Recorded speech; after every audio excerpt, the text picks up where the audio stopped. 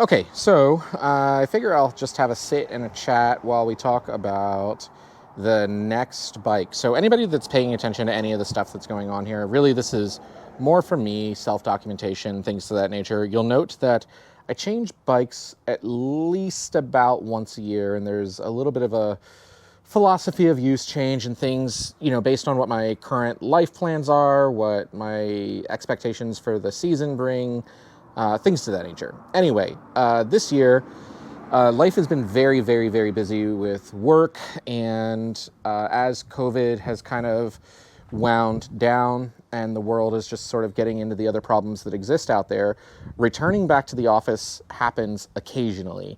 It should be noted that when essentially all the lockdowns that were happening around the world started, everybody sort of went remote work. And that was true for the organization that I'm associated with as well. And so much so that, a lot of the individuals that I know that I work with have opted to never return back to the office. That said, I do have sort of a social and occasional in-person obligation to return to the office, every once in a while. But when I purchased this house, I did so with the expectation that I may never, ever return to the office. So with that in mind, my commute from home to the office is, on a good day, 45 minutes. On a not such a great day, could be upwards of 2 hours. So with that in mind, I wanted to get myself into a situation where I had something of a more comfortable bike, and we'll get into that in just a second. But in that whole transition to the whole remote work, I actually gave up my car. I gave it to the wife so that she could get another car of her choosing, and she opted to get a new Toyota RAV4 over, her old one, which you can actually see in the background over there. It's 2007, but she's got almost 300,000 miles on it. So the new one made sense for her. That said, didn't have a car and was strictly riding motorcycles. And at the time, when I gave up the car, I had two motorcycles. I had a 2018, which was the last one that they made of the year, KLR 650, and a ZX6R 2020, I think it was a 2020 ZX6R. So that's what I was doing then, and then I switched that out to, I got rid of the KLR, and actually I traded in the KLR and got the wife a Can-Am Riker Rally Edition, which is the 900 triple with some different suspension and body work on it, whatever, not the point of this either. But so that kind of left me with the ZX6R, at which point I then upgraded that to the ZX10, because I wanted, honestly, I kind of just wanted some of the safety nannies that existed there, and the cruise control, because a lot of models are starting to come out with cruise control. So because of some of the rides that I go on, cruise control was somewhat too significantly important to me, depending on where I was going for how long. So there was that. I wound up with a ZX10. It's now a new year. There's another video that's coming. You may have seen something about the Z125, which then transitioned into the Ninja 400, and that is now a new bike. We'll get into that video when that video comes, but for the purpose of this, the ZX10 is now out, and the 2022 bike is the Kawasaki Z H2. So let's actually talk about what the Z H2 is. For anybody who is familiar with Kawasaki's H2 series, it started off as the H2, and then they had the H2R, and then they had the the H2SX, and then now they have the ZH2, and there are various different trims of those. Like there's the H2SX SE, and I think there's an SE Plus, and the ZH2 has an SE as well. And when those models released, initially when the ZH2, I'm sorry, let's actually start with the H2. When the H2 released, I thought, wow, that's crazy. That could be interesting for someone, but it would never be something that I would personally ever fully, or even get close to fully utilizing. And they had the H2R, and that was just nuts and not for anybody, and it's certainly not for roads, because it doesn't have turn signals or headlights or anything to that nature. And then they released something that was very interesting to me, and that was the H2 SX and the various different trim levels for that. But the H2 SX was very interesting to me, and I was buying my ZX10 at the time, and I thought, hey, at some point, I will get old, and when I say old, I will just get achy, and a super sport won't be for me. And I've had cruisers, I've had more upright bikes, I've had a variety of different motorcycles, and obviously there's a comfort factor that comes in, but I still lean towards the less everyday functional super sports. And I figured at some point I will go to the H2 SX. And then I saw the price tag on it, and I said, at some point I will never own an H2 SX. They're really, really neat. I've ridden one of them. I compared it against just a Ninja 1000, and all of the creature comforts that you could expect out of a motorcycle are there, but with the H2 lineage associated with it. But at I don't know what they're going for, $26,000, it didn't make sense for me. So anyway, the ZH2 came around, and I thought, I'm not into nakeds, but it does everything that I could possibly want out of a more upright, comfortable, versatile bike that is still just ridiculous, crazy fun. And that I didn't feel like that I would be seeing any type of compromise from, at the time, what I was riding, the ZX10. So here we have the ZH2. So what is it? It's Kawasaki's Hyper Naked is what they're calling it. Supercharged motorcycle. It's 1,000 cc. It's 998. It's a 1,000 cc supercharged naked bike. So, we're missing chunks of fairing here, very exposed radiator. You'll notice that there's an asymmetrical sort of styling to the front end here, because this is our supercharger intake that is just missing on this other side. It doesn't cause any type of imbalance or anything that's, uncomfortable to ride in. But that's what this bike is. So what's the philosophy of use for this? For everyone else, I have no idea. I don't know what you would need this for. When looking at the cross shop outside of other brands, there's, what is it? There's a Ducati in there that's it's some kind of naked Ducati. I think it's a 1,200 cc. I'm not 100% sure. I don't even want to get into the cross shopping, because naked bikes really weren't my thing. But that's what this is. And we talked about that I'm coming from a ZX10. And so then the question was, why change? And really, as said, the Ninja 400 isn't here anymore, and there's another bike to replace it. But while they're doing that, there was, this bike was sitting on the floor. And I thought, I did say that at some point I would get one of these. And there it was sitting there. It's actually a 2021 model, despite the fact that we're well into 2022 at this point. But I kind of did a brief search, and I couldn't find a 2022, not at a dealership, and I exclusively work with one particular dealership, but I couldn't find a 2022 that, wasn't something that you had to order or had a massive, massive markup. And this was sitting there, and I mentioned to the buddy of mine that works at the dealership, he's a sales guy, and I was just like, hey, I did say at some point I'd get one of these. And he said, well, if you wanted to sell us your bike, we'd love to buy it from you and get you set up on this. And I thought, well, this is a much later kind of conversation. I figured it would be about 5 years out, when my back hurt and my legs hurt and my arms hurt and my wrists hurt and I don't know, was getting migraines. This would be something that I would move to, because again, I can't justify the price of the H2SX. But I thought about it that night, and I, slept on it, and I had to go back and work out some other stuff regarding the other bike purchase. Anyway, and so I said, you know what, let's do the paperwork. I'll take this thing home. And so we did, and I dropped off my ZX10 and brought this home. All of the bikes from this particular dealership that I operate with have about 2 miles. They do the pre-delivery inspection and setup, and then they run it. Their course is about 2 miles to make sure everything does what it's supposed to do. So 2021, new bike, and here it is. So Again, I didn't feel like I was giving anything up. The ZX10 is 1000cc. We'll just call it a liter bike. It's a liter bike, 200 horsepower, 80 some odd pound-feet of torque, and if you, this isn't about a ZX10, but the ZX10 is just a super sport. It's crazy, but it had all kinds of safety nannies. It had a quick shifter, and it had cruise control. And so I used it for nothing that a super sport is supposed to be used for. And unless you're taking these bikes on a track, nobody's using them for what they're designed for.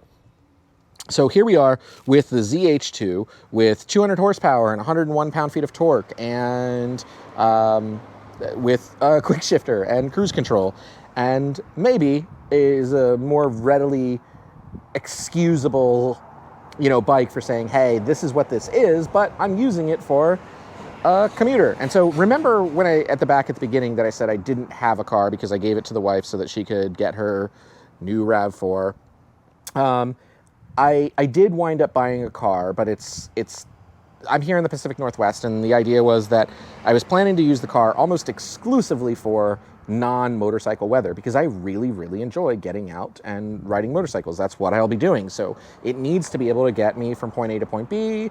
It needs to be fun. It needs to be tolerable as far as the comfort, and I need some way of carrying luggage. You'll note over there's a Bobblebee bag, and the backpack is really the only solution that I had that was viable without getting a little bit weird with the ZX10. This, however, there's a lot of options for it. There are tail bags, there are top cases, there are saddlebags if you wanted to go that route, there are tank bags. And so that's a consideration. In fact, I wanted to do this video now, even though it's not really a review or anything. In fact, let's talk about that really quick. None of these videos are really reviews. My electronics, my guns, my toys, this is more just for me to talk about it to someone that might stumble on it and just want something to listen to while they shower, or background noise, or whatever the case may be. So I say I say uhs a lot. That's what it is. I'm just putting it out into the world because YouTube doesn't charge me to upload it to their platform. And if it's helpful to somebody, awesome. But if not, then whatever. That said, here's the bike. It has some stuff. I wanted to get the video out because there are going to be some significant changes that are happening visually and functionally with the bike, starting effective tomorrow, honestly. I have brackets in to put a top case on it at some point. I'm not sure when Revzilla is going to get it out to me, but I've got a significant sized top case that's on the way to get that on there. As far as luggage, visually it may be changing. I just haven't picked a color or design that I wanted to go with yet because the black looks really good. But what I'm noticing is the black is showing any type of fingerprint or, like swirl or anything that might get on there, especially on the tank area, a high contact point, with your body. So at a minimum, I will probably do something about that besides just the tank pad. I don't think this is something that needs like leg grips or knee grips or anything like that. I might put it on there just because, but I don't think it needs it. The only thing that I've done so far is I've put a USB USB port on there that I can quick disconnect when I need to put the bike on a charger. But the Y change, again, it was convenient to do so. I saw it sitting there.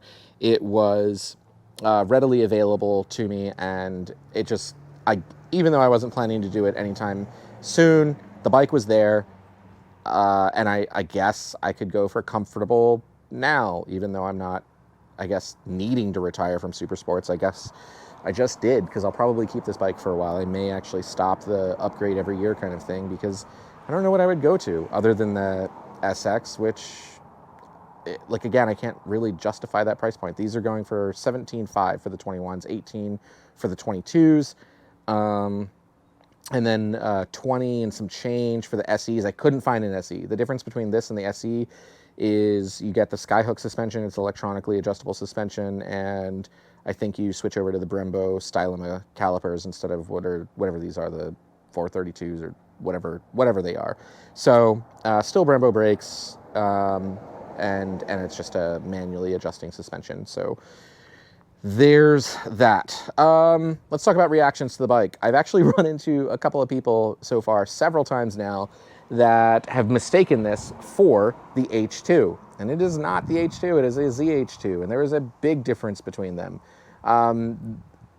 Head to head, the ZX10 just smokes this bike. You just can't keep the front end down. And so I would say this is not a faster bike by any means than a ZX10, and a lot of people assume that it is because of that H2 badge on there. I had a guy come up to me at the gas station who offered me some free parts for because he also has a Z650, and I was like, no, most of it won't even bolt up to the ZH2. He's like, what? I was like, yeah, no, this is a ZH2. Some of the 900 stuff and the 1000 stuff bolts up, but the 650, a lot of it's going to be very, very different.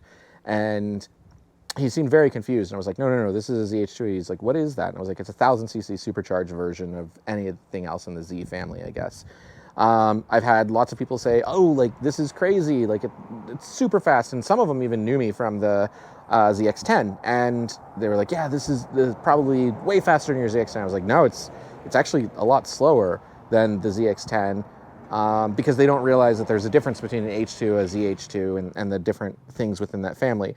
So a lot of people are blind to the Z component and just see the H2. I've had way more questions about this than any of the other bikes that I've owned, other than, I think, the Z125, which was kind of crazy, the number of people that would stop and cheer and laugh and thumbs up and wave and whatever when out and about on that bike. So there's that. Build quality. What do I think about it compared to, like, I'm just going to keep using the ZX10 as the benchmark? Not as good. Like, I'm not as stoked about it, you know, as far as build quality over the ZX10. I mean, everything in the H2 is supposed to have their river mark, you know, on it and say that it's the pinnacle of their quality and engineering and everything, and I just don't think that's the case here. Like, a lot of the buttons feel a bit more cheap, I think, even though they may very well even be the same parts. I mean, the layout looks just about the same. It might be even identical, but, like, for example, the turn signal is a bit mushier than what it was on the ZX10. The shifter feels it's not as precise as the ZX10. The mapping is obviously different, and that makes sense that it would be, but it's not as precise, I think, as other things that I've, you know, ridden from the Kawasaki line. And it could just be a characteristic of the supercharger as far as that on-off throttle. And I think that's actually a well-documented thing as far as the throttle mapping for on-off throttle. But, so I think those are some of the challenges. I'm not super impressed. There's not really a whole lot to write home about, other than the fact that you say, hey, I have a ZH2, it's a supercharged motorcycle, 1000cc motorcycle, but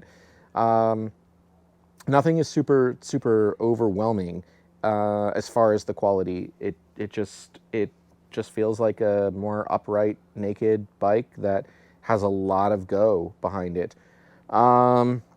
I don't want to say anything super negative, because we're super early into the bike, and there isn't a whole lot to say other than it just feels like a lesser bike than the ZX10. I thought it was going to be a cross, you know, like a just sort of a lateral move, but it feels like a lesser quality bike than the ZX10. So maybe time will tell.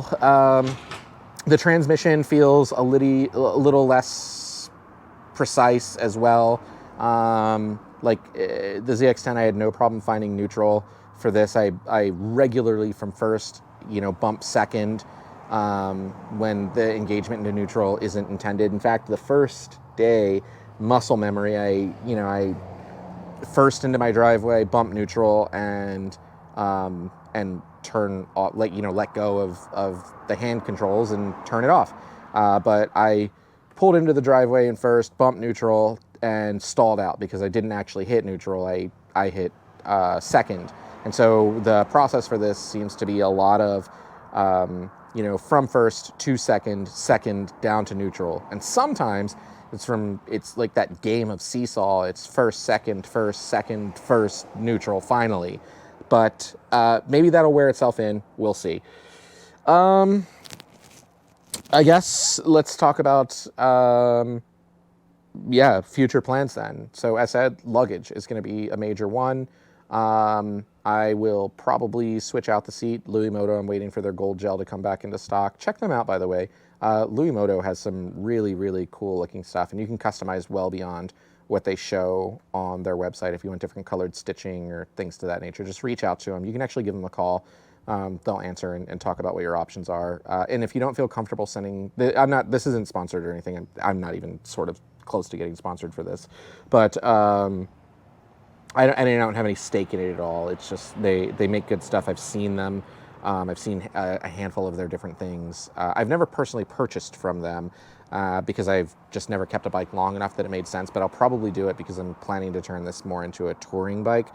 But anyway, Louis Moto, Luimoto. And if you don't feel comfortable working on the seat yourself or the upholstery yourself, you can just send them the stuff. They're based in Vancouver, BC, and they will do the install work for you with just a minimal upcharge on that. So there's that. So luggage, seating, I will probably wrap high contact points in vinyl of some kind.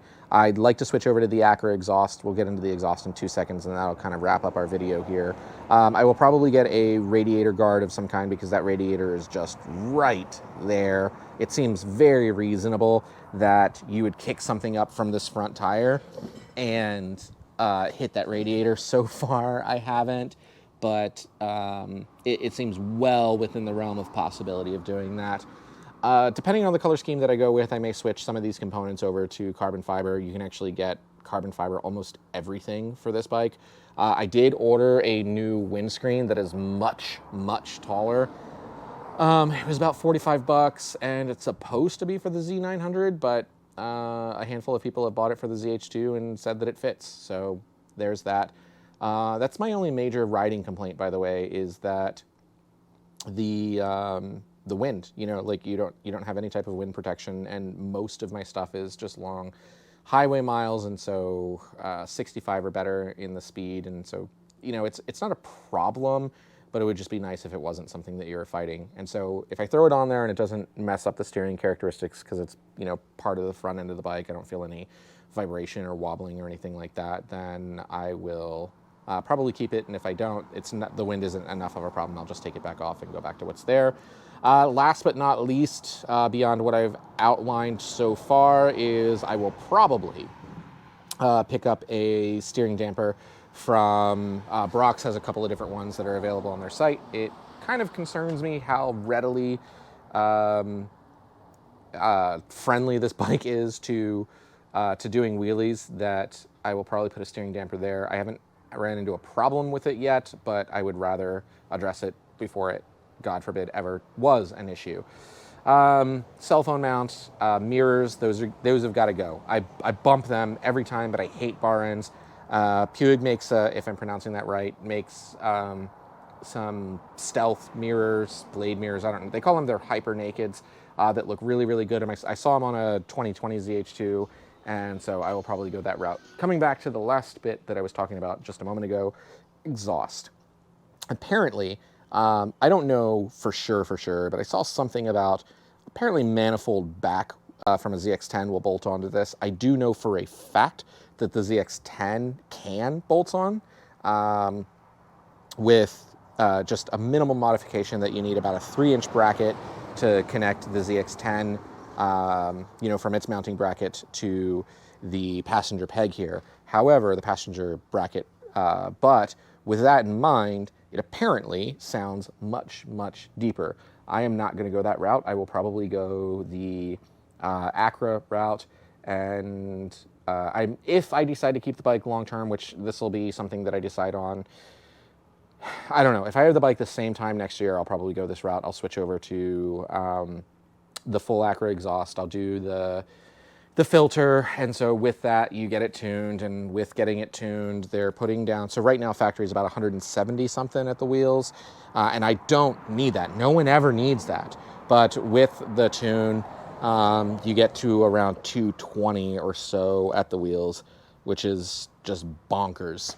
So That'll be the future. As I said, exhaust much later down the road. Tomorrow, luggage, paint protection, and then from there, probably seat, steering damper, visual stuff, and exhaust finally, last but not least. So that's where we're at. This is the Kawasaki Z H2. If you have any questions at all, if you're considering it, if you own one and you think there's something I should know, please reach out. I'm fairly, and when I say fairly, I'm pretty responsive to comments because there's not a whole lot going on. I don't do YouTube to do YouTube. Again, it's just me talking to myself, doing lots of ums and uhs. But there's the bike. If anything, comments, feedback, suggestions, advice, whatever, reach out, let me know. I'd be happy to talk about it. Take care, all.